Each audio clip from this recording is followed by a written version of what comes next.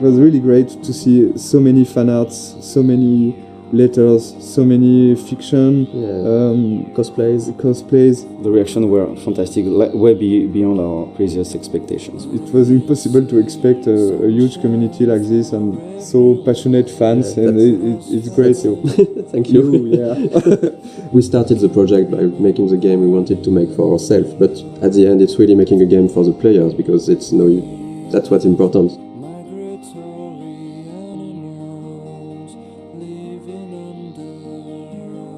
So welcome to the dev commentary of Life is Strange. We're really happy to be there and talk about the game.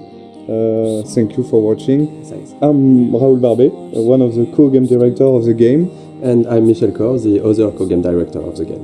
We are two game directors working on one project, so it's really interesting to work that way. It can be hard sometimes, but I think it's a really interesting creative process, because we can challenge each other on a lot of aspects and find out always the better solution for what's best for the game. If only Michel or Raoul was directing the game would have been really different.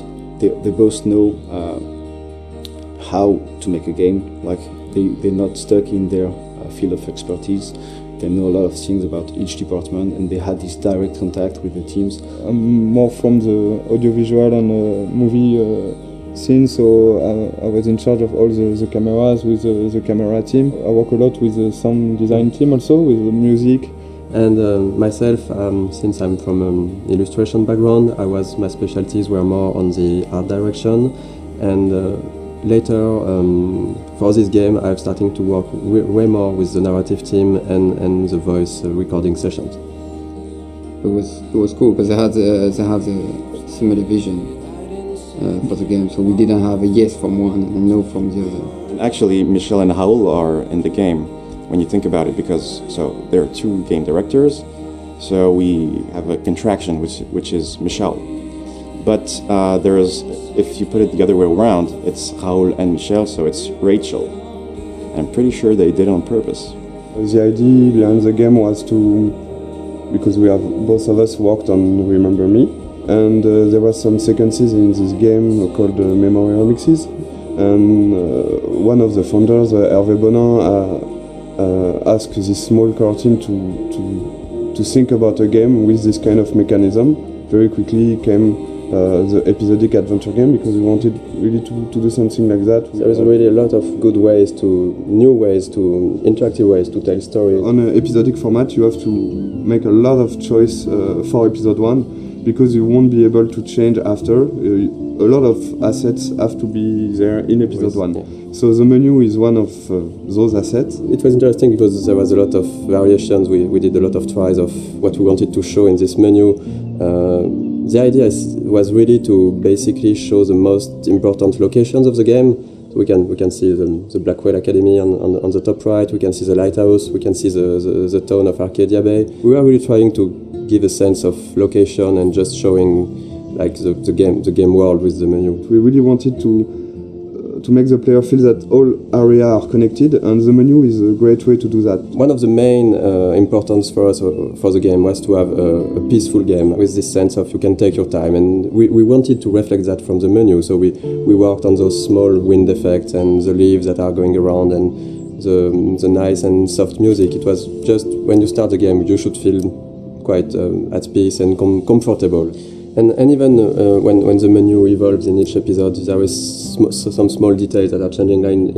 For the menu for episode 4, you have the beach whale. That's this kind of details we wanted to just add with the variations of the menu. The game takes place in Oregon, in the Pacific Northwest, in the United States. When I went back there on vacations, I've seen a lot of places that really looks like what we did in the game. So I guess it was a really big job of references to be sure that everything was correct, but it's also something that's really exciting about making a game, that you have to look at everything and to reproduce reality, and with of course our own lens and stylizations, but we really wanted this to feel like being in Oregon. Sometimes people ask us if we choose to have a game in the United States for marketing, for selling the game.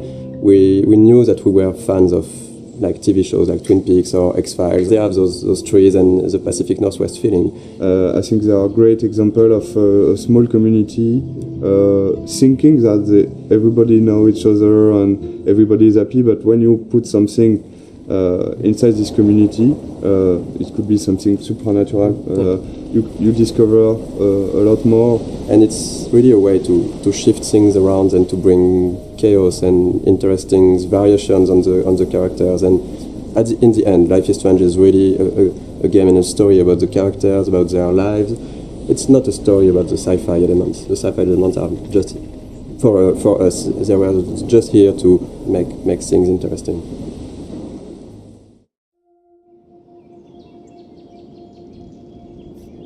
Okay, so let's play the game and yeah, let's play Life is Strange. So this is the very beginning of the game. I think this is one of the very difficult sequences of the beginning of the production because this is the first time the player will see what the game looks like and will be inside the story. So we got a lot of discussion about this one and a lot of discussion about the shots, how we are going to present Max's character. The important, as this is a video game, is the player to know where he has to go and the objective of each scene. This scene is a link to the end of the game, of course, and it's also to close the loop and begin with this scene. And when you know the end of the game was something we really wanted to have, so we can see all the FX, and we've got one FX artist, very talented, Thomas. Here you can see a lot of his work, all the particles, the tornado. We took a lot of time to work on this tornado because when you're working on an episodic game, it's important to still hook the player from episode 1. So that's the kind of discussion we had about the rhythm, to when should we put something that has a bit more impact and that feels something that shows the player that there is something bigger. So this introduction was a bit like that. We wanted in Life is Strange the player to always know what Max is knowing and to just be with her. At this moment, Max doesn't know where she is and the player doesn't know it either.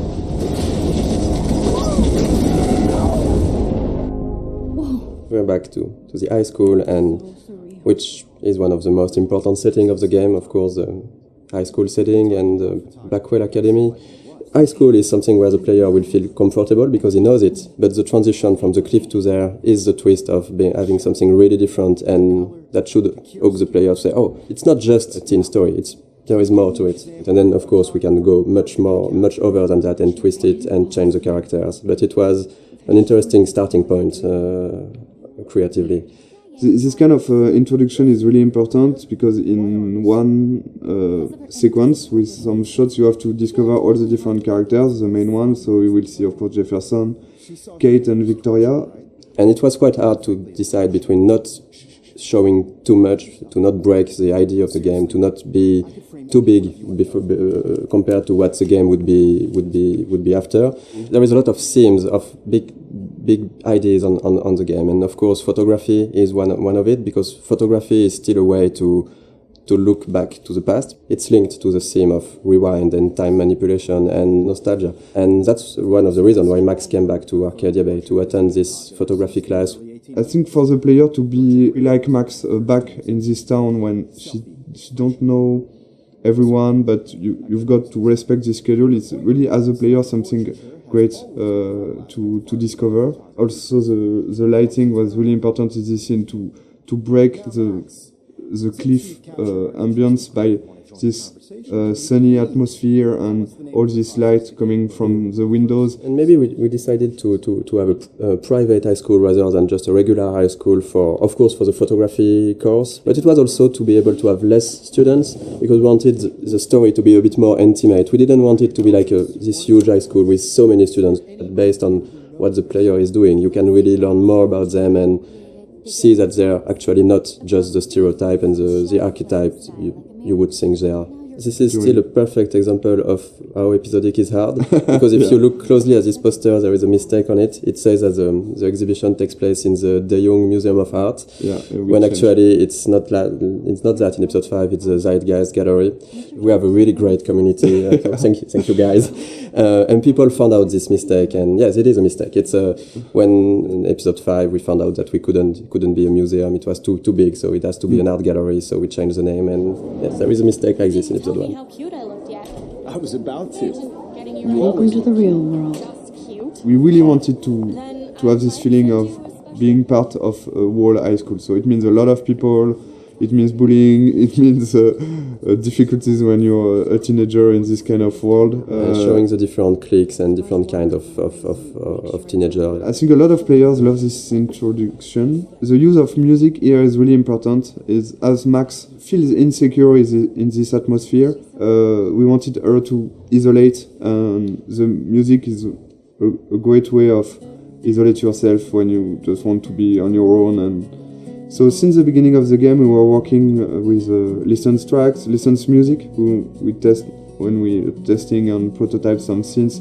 We put some licensed tracks from artists we love. Scene Matters was one of them.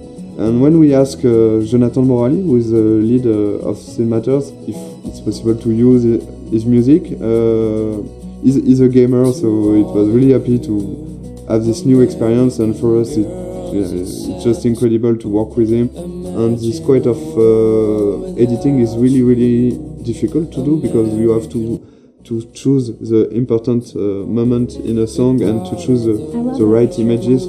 Because our writer Jean-Luc has written many scenes built around music. The edit is based on the music. It's not the other way. The music is really important in the game. It explains a lot about the characters, because the choice of the music, the choice of the artist means a lot. For example, Chloe won't listen to the same artist as Max. For the anecdote, for this guitar part, we asked the lead singer of Scene Matters to take his guitar and to play on top of Gonzalez's song in a clumsy way, to be sure that it would be like Max playing guitar.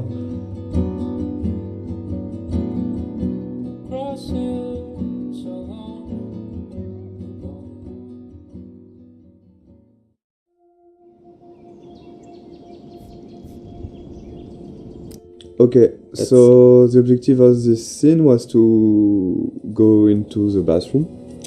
I think you can hear the great sound work.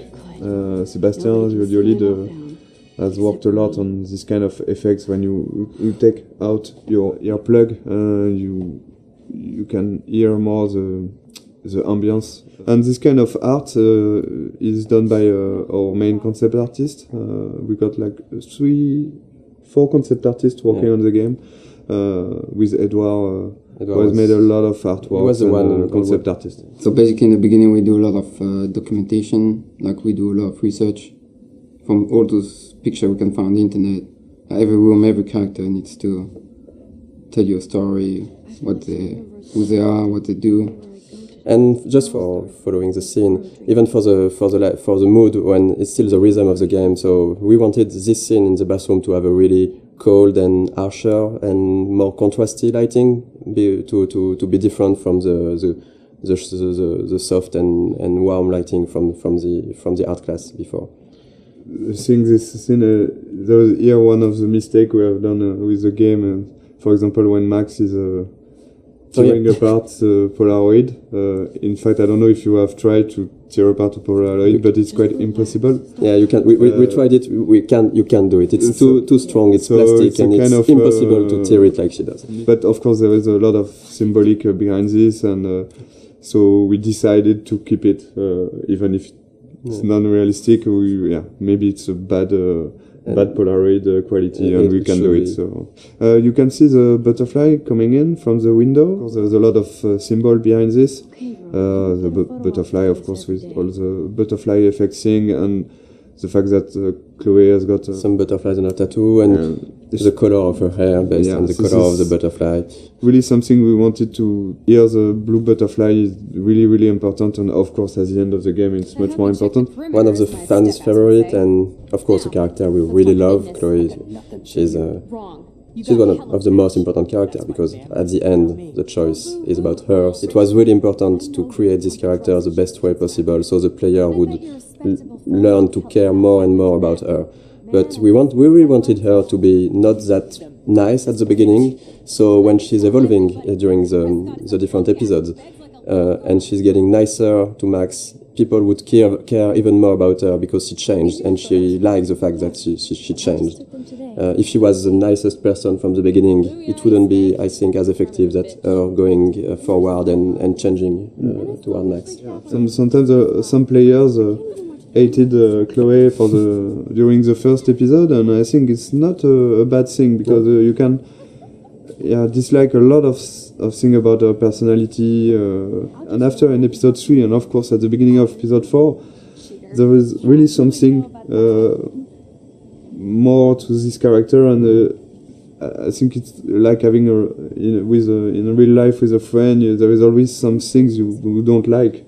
And the relation between Max and Chloe talk about that, and I think it's really interesting to see how the player will learn to like more and more Chloe. And I think it was one of the biggest challenge of the writing process because we have 5 episodes, we have a limited amount of time, and we need to find the good beats and the good pacing to make those characters evolve. It's a really intimate story, and it's mostly just centered on just emotional moments. All of the major choices that you make in the game are emotional. The heart of it is the relationship between Max and Chloe. It gets really dark and things get really hard for Chloe and really emotional. In the game, one of our goals was also to be able to talk about real life issues, about some social themes and difficult themes that can be experienced in real life. I mean, it's different to other games where there are bigger issues like situation of life or death or war or stuff like that. And in this game, we wanted really to focus on more human issues on a smaller level. The mood of the game and the themes of the game. It's the themes that we tackle in the game are not something that you see often in other games. We try to be mature about it. We try not to force it onto players, and we try not to be too brutal about it. We have issues like domestic violence, family issues. So talk about drugs, alcoholism, depression. It's part of a reality, and I think it was really important for us to not avoid that. And I think it's a great video game is also a great media to talk about that, because as a player you will be involved maybe more than just looking at a movie or reading a book. You will be really part and actor of this experience. We were not sure that Square Enix, the publisher, would approve all the themes, the intense scenes we have, and how we deal with them. And really early in the discussions, we were relieved to see that they didn't want to change anything. They just wanted to make sure that we deal properly with the scenes or themes, and this is exactly what were our intentions. So it's again a key scene for episode 1. It's the first time you see Nathan and Chloe. First scene with the character is really, really important. We got a lot of information to give to the player. And we needed to show that Nathan was quite a troubled child, a teenager, I mean. So this is him talking to himself at the beginning. We had to fine-tune and to find the good words to use. Then we see Chloe for the first time. We have to show what's her character. So she's direct and a bit pushy to Nathan. We need still to understand what's happening. So they're talking about money, about drugs. We had to find the right hints to give to explain things. So we don't want to lose the player.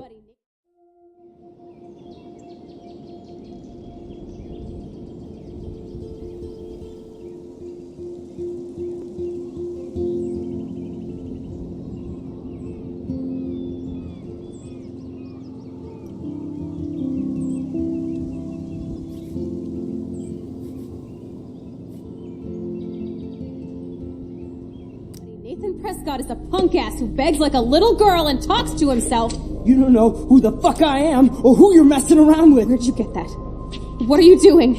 Come on, put that thing down. Don't ever tell me what to do. I'm so sick of people trying to control me.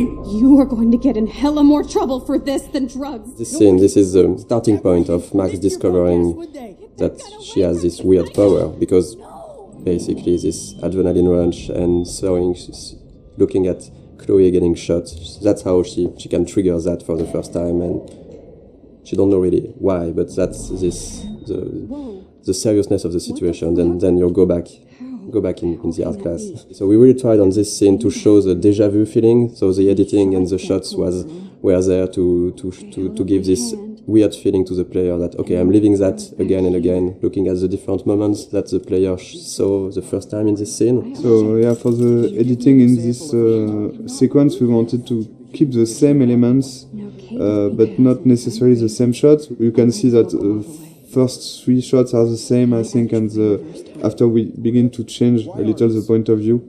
So you understand that there are the same events going on, but just seeing from a different point of view. And I think, to be perfectly honest, we don't have a good explanation for why she's going back to the art class, because we needed it I've got one, but I will never tell you. I don't think it's a mistake, and because we also needed to explain to the player so the player can learn how things are working, and it's quite hard to do. So we took this freedom to have Max go back to the art class, which, even if it's a bit contradictory with how her power works after that. We are using this to explore more of Max's personality, of the characters, and because that's the way we created the character. Max, as we've seen that with what she's thinking, she has a lot of insecurity, she has issues to go forward in her life, to take decisions. And now she has this ability to not going forward, but going even backward. So it's an interesting storytelling device to question with a character and with the player, of course, to question choice and consequences, to question fate, to question really interesting issues. I think Max would never have changed as much as here in our story without this power and without this sci-fi element. So it puts the player in a very interesting position, because she will ask himself why he's doing some interaction. He can undo the interaction and try something else, but also Max, by doing this, will ask herself, am I doing the right decision? Is it the good choice or not? So we deconstruct the mechanism of classic adventure game, just by adding this power and the fact that you can undo things and try another things. Of course, in most games, you can do it with quick save, quick load, but it's like you said, it's only the player who do that, and that's one of the main themes of the games. That if I had the power to rewind and to change things, should I do it? Because sometimes it can be really seen as lying, as if I say a lot of things that you don't like, and if I go back in time and don't say them so you're not angry at me, it's a bit tricky. So we are really asking those questions, and in the beginning of the game, we are letting the player and Max do it a lot. She's getting to make a lot of friends with this rewind. But later in the game, and especially in episode 5, we are really questioning this to see maybe it wasn't the right thing. Maybe what you did to try to lie to people with your power, was it really good? And that's something that can be interesting for the story, but also to ask the player at a moment. I think this is what we wanted to do also with this game, to show that it's difficult to make the choice, and it's even more difficult to live with it, but you have to learn to do that. And even if you could hesitate a lot, there is no perfect way to do things. Okay, if I'm crazy, I might as well go all the way. Can I actually reverse time? So that's basically that the first time the player will actively rewind. So we have Max thinking that, okay, I just got back in time. I'm in the art class, and so that's why we made her break her camera, because we needed to have an element that the player will see that we will rewind. So we can really explain how do you rewind. So Max broke her camera, and then she's thinking, okay, if I got back in time, maybe I can try to do it again and revert that. So that's the first real rewind the player is actively doing. It's okay. We don't really want the players to use the rewind all the time. But since it's important in the beginning of the game to really show the player the tools he have, and it was important for us to have this in this scene, to have a lot of use of the rewind, so he can really, okay, I know how it is now, and now I decide if I use it or not. I hope I have enough time to get to the bathroom. Please. I can't tell anybody. They'll think I'm crazy. Since we are really playing the game with the point of view of Max, for her, not everything is clear, so it shouldn't be clear for the player. So, but there is a lot of hints that should really guide the players to understand what's happening. We have a lot of symbolism with totem spirit animals. We have the doe, and you can clearly see in episode 4 that the doe is linked to Rachel, and it's basically somehow a presence of Rachel that's guiding Max at moments. I'm not sure that a lot of players notice that, but in episode 2, actually, when you see the doe in the junkyard, it's precisely where Rachel is buried. There is this mystic feeling around the town, and since we didn't want to clearly explain everything, it's part of what makes Arcadia Bay a bit different and a bit special.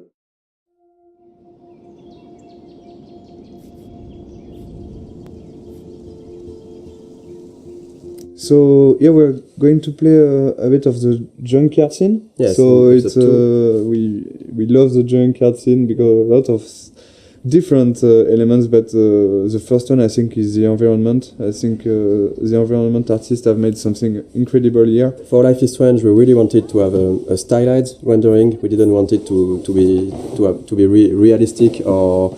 So every texture has been hand painted to give this impressionistic feeling. And I think in the junkyard it's really interesting because there is so many details that's where this kind of simpler texture are working well. Because if this scene was overly detailed with cracks in the rust and everything, it would become really noisy to look at. We did a lot of work on the lighting effects and the atmosphere, so it was really important for us to capture this morning feeling with very, very cold colors in the fog, but a slightly warm sun that just bring some soft and warm feeling to the scene. This scene is also a good example of what we want to do in terms of environmental storytelling. We've got a lot of different objects who are there and was their own story. And okay, let's do this. Can you find 5 bottles while I prep the shooting range? Beer and guns? Nice combo. You can handle it. Now go find us 5 bottles. This is one of the best puzzles of the game, I think. Yeah, I think it is. I think it's mostly the final bottle that was really hard to find, and we did a mistake on it because it was maybe too well hidden. Our goal for this was just to allow the player, to push the player to visit the place while looking for those bottles, because there is a lot of interesting things to discover. Basically, the junkyard is where Chloe brought Max to try her power, but it's also where Chloe and Rachel were hanging out together before Rachel disappeared. So this place here was this small hideout for Chloe and Rachel, and we tried a lot of what we did in the whole game with the environmental storytelling can be seen here, because there is a lot of everything that we really like to tell with the environment. It's a good way to, of course, to show more to the player. So it's also to give rewards to the player who want to know more about the characters and who is curious. Because you can do this whole scene without looking at every details, but there is some hidden stuff. This one is harder to find. I think that not every player find it. No. And this is a big letter that Rachel wanted to write to Chloe and maybe never gave it to her. In Life is Strange, we really tried to put a lot of attentions to the details. So we have a lot of various levels of things, and if you look around, you can find some really, really small details that are useless to the main story, but interesting. Actually, we start to play with that, putting more and more things in corner, in dark area, to see if the player can spot it or not. And usually they did. There's a noticed things that we thought they could not notice, like on a shirt, we have letters that when you put in the right order, it says no fucks given, and they noticed. I don't know about this. Are you afraid of getting in trouble? Oh, boo-hoo, Max is afraid. I know you can handle this, and I'm here to guide you. Make me proud, sister. Life is Strange is a game about choice and consequences. So we have a lot of choice you can make in the game, which will have consequences later on in the same episode or in the other episode. And there is one big choice in this scene, right, that will happen, for example. Yeah, the idea for each choice is really to have not easy choice to take, even if it's not life or and death choice. like you could have another game, or it's more everyday life choices. The important is really to make your own and to decide to live with it. So that's why with the max power, it's of course more difficult because you can try a choice. You're not sure, you're going to rewind and you're going to make the other one, but the important is if you want to continue and to move on, you have to keep on one and live with the consequence. So this is in this choice in particular. What do you want to do, Michel? The first one. I don't think I would shoot a guy anyway, so I would say. We won't shoot. I won't shoot. So you can see directly some consequence. It means that you don't have gun anymore because Frank is going to take it. Chloe will be pissed off. You can of course rewind and try the other one. But something that's really interesting, because it was a lot of work at the beginning, because we were thinking that if you have the rewind, does it not completely destroy the fact that you are making choices? And actually, we've seen that players are really hesitating. We've watched some Let's Play video, and we've seen players just, even if they knew that they could go back, they were hesitating so much when they make a choice. I think it's interesting.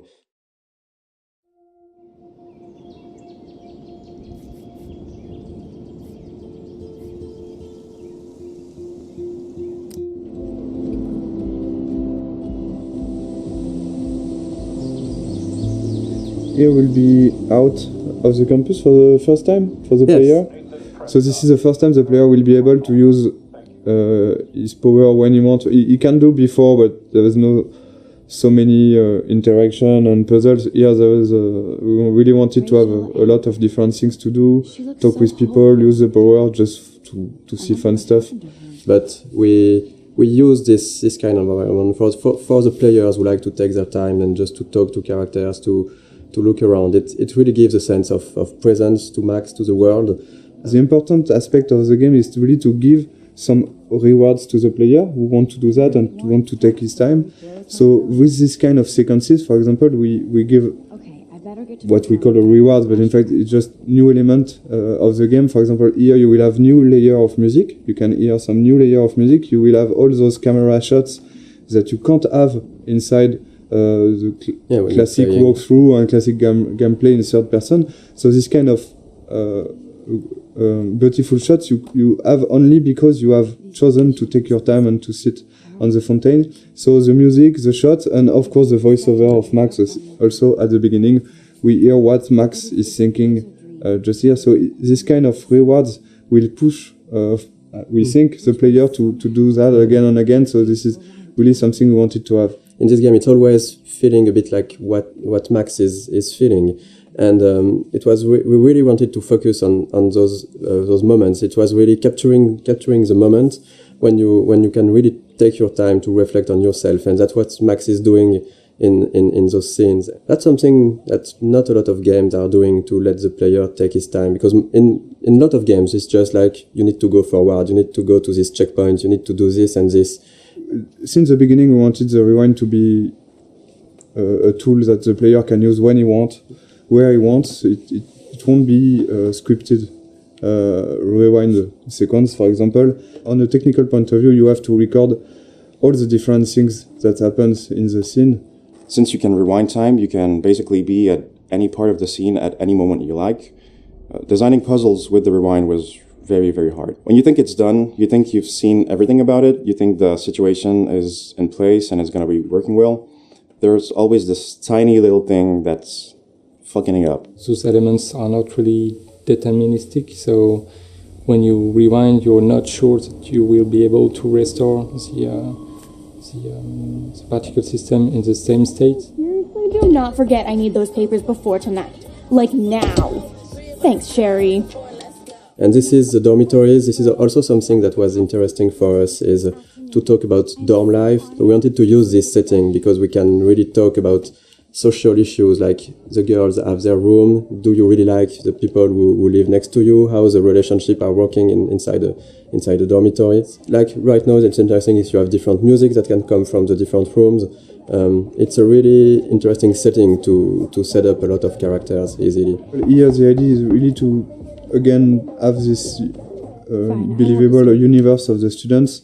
We have to focus on what we want to tell and what we want to develop. In each episode, Alyssa is getting hit or in danger by something, and you can decide or not to use the rewind power to warn her and to get her out of trouble. And again, I think it's links to also the Kate story and this kind of stuff. It's not just here to have fun. It's also to talk about those difficulties you can have when you could be someone like Alyssa and having this kind of problems. And it's always a way to find the little details and little elements that will bring more to the characters, how we are defining them, without sometimes telling too much. So this is the same actress as Chloe. Yeah, the two main actresses who are playing Max and Chloe did also the other students, and so there is some of Chloe inside each one of them. You can see Max and Chloe here. The body animation is done in motion capture on this project. We've done a lot of shooting in motion capture with French companies. The two main, so Max and Chloe, like for the voice actor, in fact, they are always played by the same actress, Serena and Gabrielle. So all the body language and the body animation you will see in the game are done by them. And so in each scene we discuss about the scene with them, and they add some. Both of them, they have given something to the character, even for Max, because Serena was a bit shy at the beginning of the project, and at the end of the project she was different, and we can see the evolution of Max inside her acting. So Who did you tell? The principal. But he didn't seem to believe me. The principal? Are you still 12? That drunk jackass only cares about cash for Blackwell Academy. Don't trust him. I didn't mention you at all.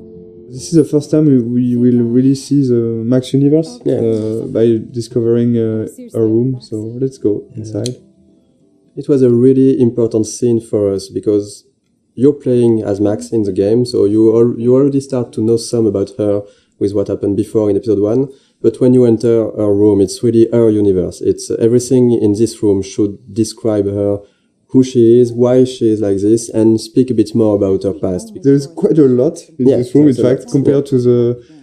Because we tried, I think, episode after episode also to focus on different things, and we can't put too many objects in a room.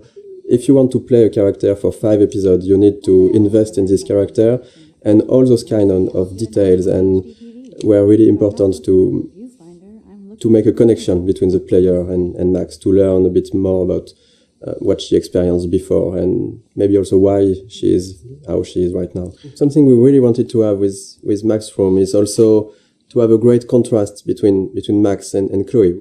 So it was really important to have those two characters. Max and Chloe are really different. They are quite opposite at the beginning of the story. So we wanted that her personality and also her universe, her rooms, reflect that. And we took for Max this sort of softer colors. We have the pink in, I think our bed cover is really soft. You have the small cushions with the flowers, the teddy bear. We've got a lot of different environments in the game, but we wanted really to be able to revisit the environments and to have other scenes taking place in the same environments, but telling different stories and telling different sequences. So, for example, in this room, when you go back here in the house, in the alternate reality, we will find an empty room an empty Chloe room, and you have been here so many times before the episode 4 with Chloe, having fun with Chloe, listening to music. Going back here without anything, you will directly see what you've lost and what this another reality means for Chloe and for you. Max, try to find the light for the pool. I want to see the sharks. Otters don't like sharks. They bite. So do I. Hit that light. We've done the same with the swimming pool, for example. We've got a great scene in the swimming pool between Max and Chloe when they are alone during the night, and after you got this huge vortex party, which is a really different atmosphere. So this is kind of... On the production point of view, it's basically a brand new environment, but it's still in the same place and with a lot of similarities. So it's really important to show. It was important for us to show the changes that Max can create with her power and the changes to the characters and to the world.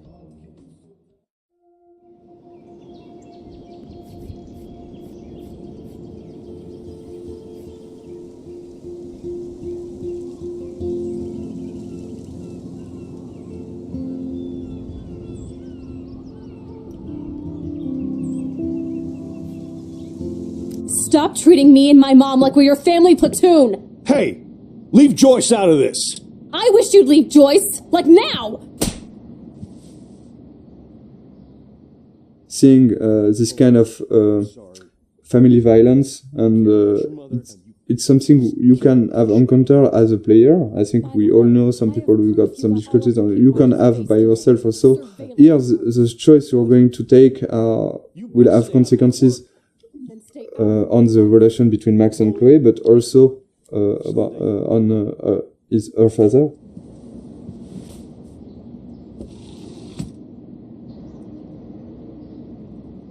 Hey, you okay? Welcome to the real step-douches of Arcadia Bay. I'm sorry. For what? He would have been a bigger dick if he caught you in here.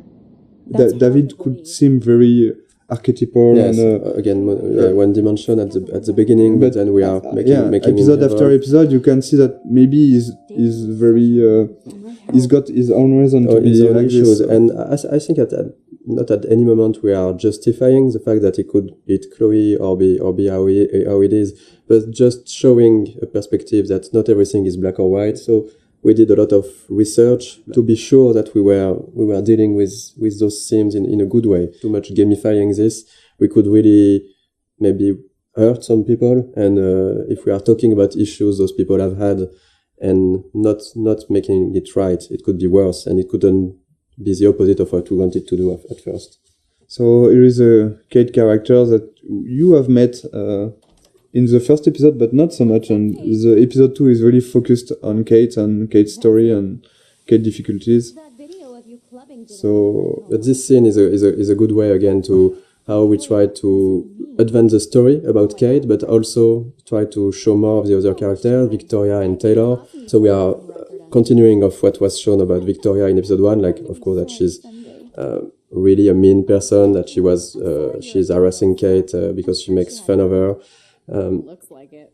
And so this kind of scene, yes, is we are really trying to advance the story, bring out more of the characters, and of course there is great cameras on it. All over my face. Max Selfie thought she was a badass taking that picture. We wanted really to talk about all the cyberbullying, the fact that it's quite difficult for a teenager nowadays to be connected as everyone is now.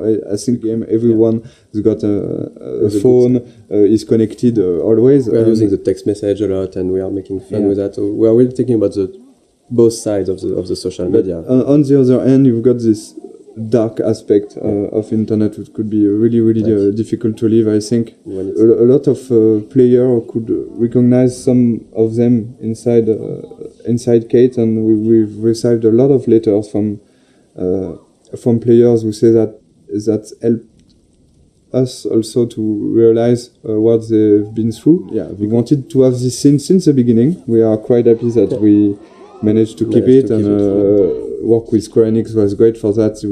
We managed to keep a lot of difficult scenes like this one. It's not only about talking about the themes, it's also to be sure that it's anchored inside our story. And here, of course, this experience and the Kate story will push Max to think about her power, to think about the consequences, to think about the relation with other characters. That's actually the one time in the game where Max's power fails her. So when you arrive on the roof, you are really by yourself. You have to talk Kate out of jumping, and And this was also the second part of what we wanted to do with this theme, is to show that if you care to the people you like, you can help them. And that's basically what Max has to do at this moment, is really to care about Kate, to show her that she knows her, that she's her friend, and to really take out of jumping. I think that's something that was interesting on writing all these scenes, and is even in episode 1, you know, Kate was written as somehow a sort of archetype. She's a bit religious. She's for abstinence. She has this basically pro-life ideas. So maybe some of the players could think that she's boring character, but the way we evolved her and write her in the other episode, we really wanted to show that even if you go past the first appearance of someone, that's something that you might feel not interesting or different to you, you can find really good things and interesting things in each person. And I was really happy the way that the community reacted to Kate as a character. We didn't want to gamify this kind of thing. We still have to have rules for how the things, even if it needs to be really in the background and for the player to not to see those rules. But in the end, we still need to create the scene with the scripting and a way to make it work. So it was really hard to find the good balance to make it feel the more transparent as possible for the player, and just find a good way to have the feeling that it's really a dialogue between Max and Kate. And it was a really hard one to write. There is a lot of branches, there's a lot of variations, and I think even in the voice recording it took a really long time. Yeah. It was one full session just for Hannah and Diane, who plays Kate. It was really important for us to keep this going after in the other episode, and not just we have done the scene and so no, we go to the following of the game. I'm going to be here for another day until my family comes out to visit. How are they treating you? Like they need to protect me forever. They're so upset, and I know they feel guilty even though they didn't do anything. I was surprised how many we wanted from to talk about this theme of euthanasia, but to find a way to talk about it that would be respectful for any sort of position. Because it was really important to not try to say this is right, this is wrong, and to let the player really see how he wants to play this scene at this moment based on what he felt for the situations, for Chloe, for her parents and everything. And that was that was not easy to find this balance when doing that. And again, it's because it's interactive and it's a video game that this scene is so strong. I think if you just see a scene and just this is the director point of view and that's it, I accept it or not. But here it will be your choice. You really have to take your time and think about it before making your choice. So and we've seen all kind of reactions. We've seen players who immediately say, "No, I can't do it," or other players who immediately accept what Chloe is asking. Of course, it's Chloe. I'm accepting, and a lot of others were hesitating for 5-10 minutes or so. And I think that we've been. I like that we did that, but we've been a bit mean to the player because we give them a third choice of maybe I cannot take any choice on this. But then you have still to take a choice. Yeah. But I think it was strong because it was what we wanted to do with that is to show that at a point you have to take responsibility for your actions and decide something. You cannot get an easy way out.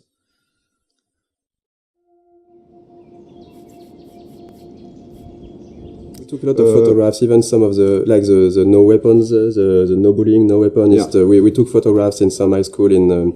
It wasn't in Oregon, but it was near Washington, so it's still in the Pacific Northwest, near Seattle. And we took some of those. We just adapted some of those posters, and even for example, like this for the map. We did a lot of research, finding real maps of real buildings and trying to be quite precise with the scale, the layout, the locations, because we really wanted everything to feel genuine and to.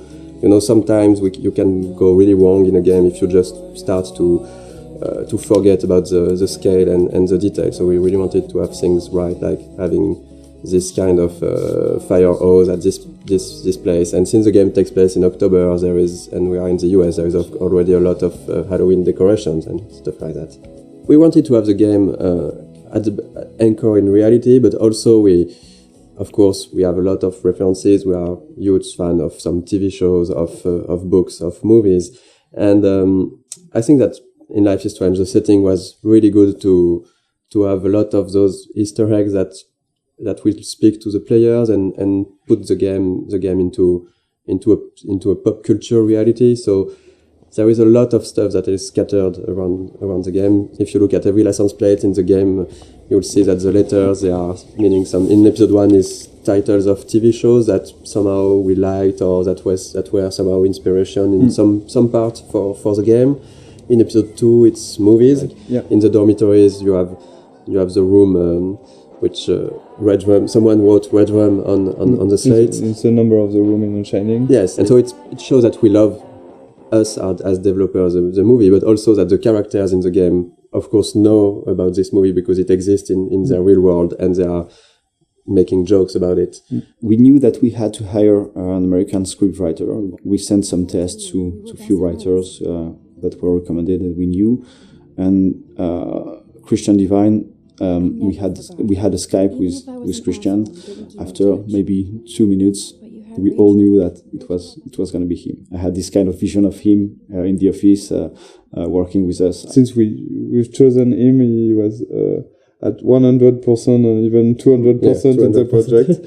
With us, he completely understood what we want to do with the characters and with the story and with the different themes we wanted to talk about. During the motion capture session, we asked the actor and the actress to when they meet, Max and Warren meet the first time here on the parking lot, we asked them, they were trying to kiss themselves, but you can't do that in the United States. In fact, as French, we were thinking that, it's cool, they are going to kiss themselves. Warren tried to kiss Max, but kiss Max on the cheek, we never done that, so we changed after a discussion with the writer and a lot of friends.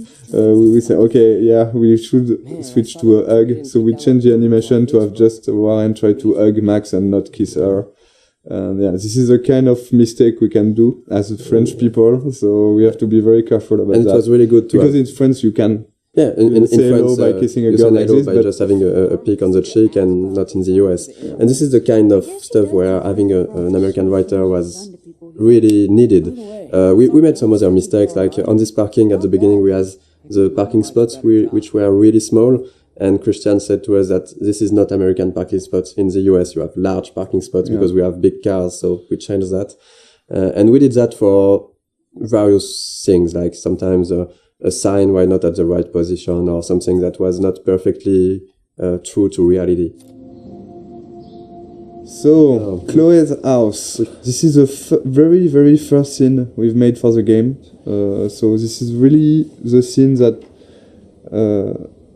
we have modified a lot to create Life is Strange. This is also the scene with which we sold the game to Square Enix. That's the scene we showed to publisher. The first time I tried the game, it was the Chloe's room, a really early prototype, and it felt fantastic to play it. I was literally smiling while playing it because the scene was working really great already.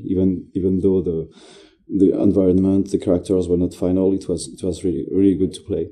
And we decided to use this scene because every mechanism is here, but there's also a scene that shows really what Life is Strange is, because it's a story about those two girls trying to reconnect. We had the two main characters. We had strong issues with what happened with David later. So we have the environmental storytelling when you're visiting a different part of the house. We have Zen sequence. It had the feeling that we really wanted to push for the game. This slow-paced, nostalgic feeling. I think that this scene is really a really good one to show that in episode 1. At the beginning, it wasn't exactly like that. We got different outcomes, and so the scene that is in the game now is really different from the very first prototype. At the very beginning, it was only the arguing with David we have done in motion capture, and I've played with Jean-Luc. So Jean-Luc, you were doing Chloe. Yeah, I was playing Chloe, and Jean-Luc was playing. No, I was playing David. And Jean-Luc is a great writer who has written the original story. So we have played all together because we didn't want to.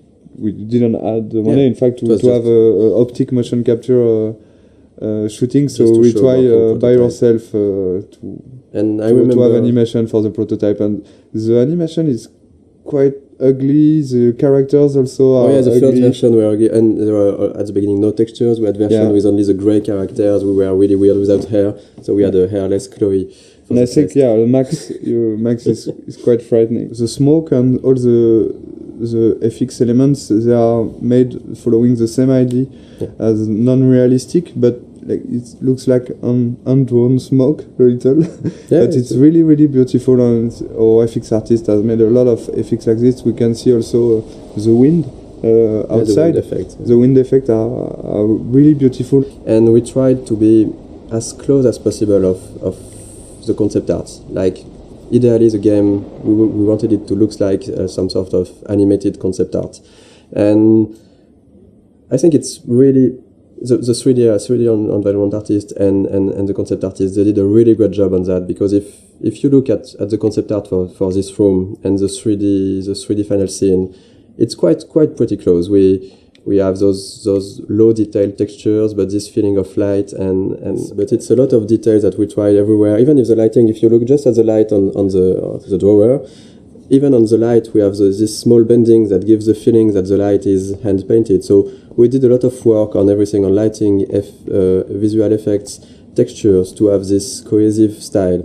And sometimes the player might not completely notice it, but it still gives this cohesion to the game. Like, for example, for the Chloe's house, how rich Chloe's parents are, so what kind of house they can afford. So this get painted. In concept art, we do like every room, even the map, the floor map. In Mac's rooms, there's a lot of photos on the wall, because she likes to take photos, and you got like the bands, poster of bands, which she like. You have to feel like who they are, and, just by looking at the room. Mm-hmm.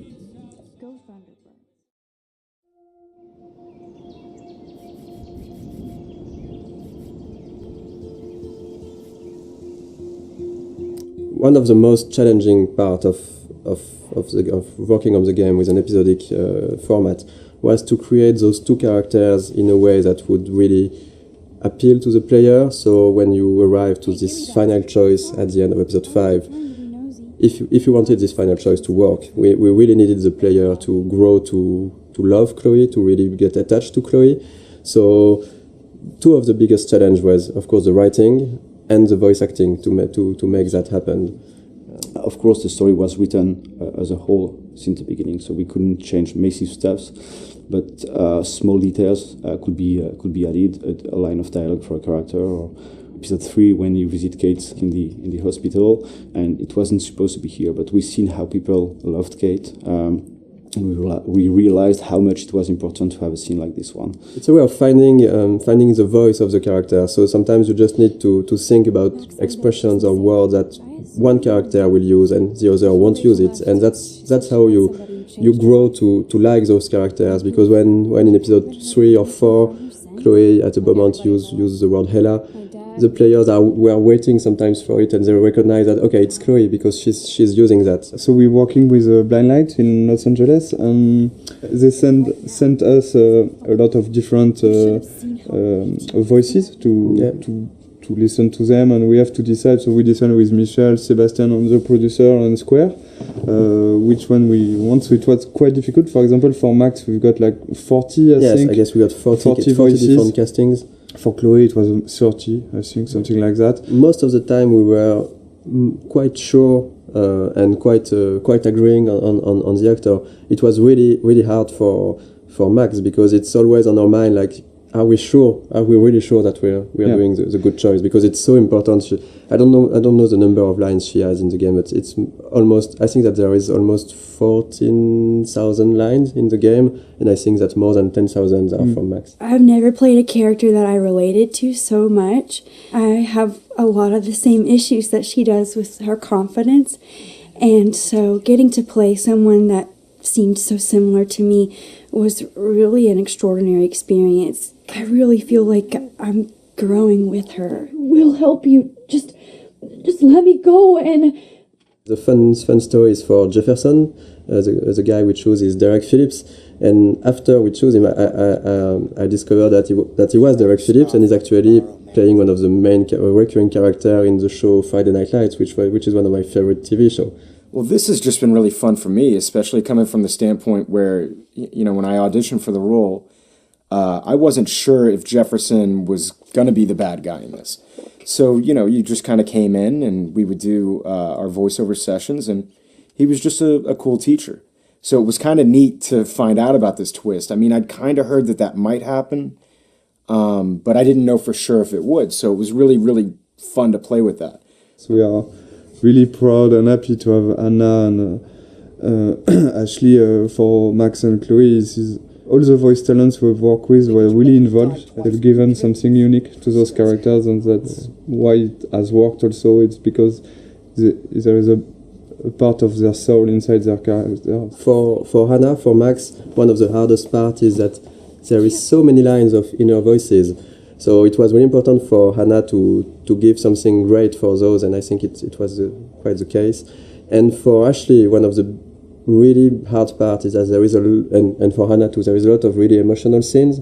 I really wanted to sell the moments, and I was putting pressure on myself to make certain moments, like with Rachel, lots of the moments that happen in episode 4. I really wanted them to feel real. And I'm constantly on this roller coaster, so I had to figure out how to harness those feelings so that I could use them to illustrate what Max is going through.